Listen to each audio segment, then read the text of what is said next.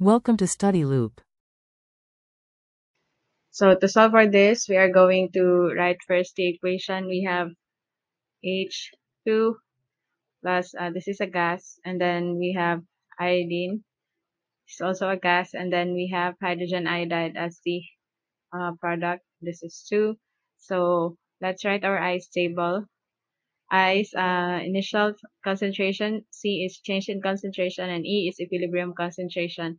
So initially, we know that we have 0.200 molar for H2, and then we have 0.320 molar for I2, and then HI is, of course, 0 initially. And then the change, this will lose some amount, and then this will gain some amount. So the value at equilibrium is 0.200 minus X, 0.320 minus X, and this is just X.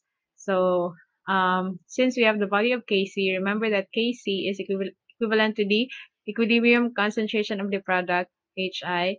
Then we square this because we have a coefficient of 2 as per the equation, and then divided by the concentration of the reactants at equilibrium also. Okay, so let's substitute these values in our equation. So we know that Kc is 57.0, and then Hi is X, then we square it, and then H2 is 0.2 minus X, and then 0.32 minus X is the equilibrium concentration of iodine. So solving for this, we will get a quadratic equation. So we have 57.0 multiplied by, I read directly, x squared minus 0.52x plus 0.064, and we are left with x squared on the right side of the equation. Solving for this, we will have 56 rather, because we have here 1, so we will transfer x squared from the right side of the equation to the left so that we could equate this to 0, and we will get 56.0x squared minus 29.64x plus 3.648.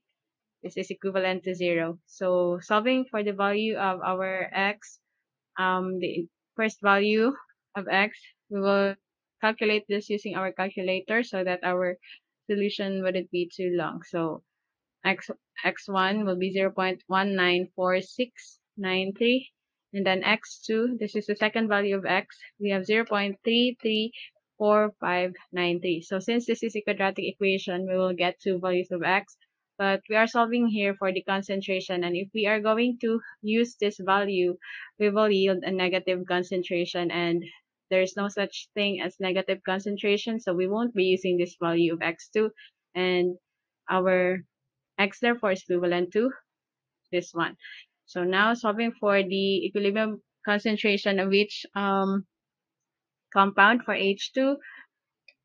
So we know that, again, we'll take a look at our ice table. We have 0.20 minus X. This is the value of H2 at equilibrium, and this is for iodine, and this is for the hydrogen iodide. Okay, so H2 is therefore equivalent to 0.2 minus X, 0.194693, and we have 5.31 times 10 to the negative 3. This is molarity.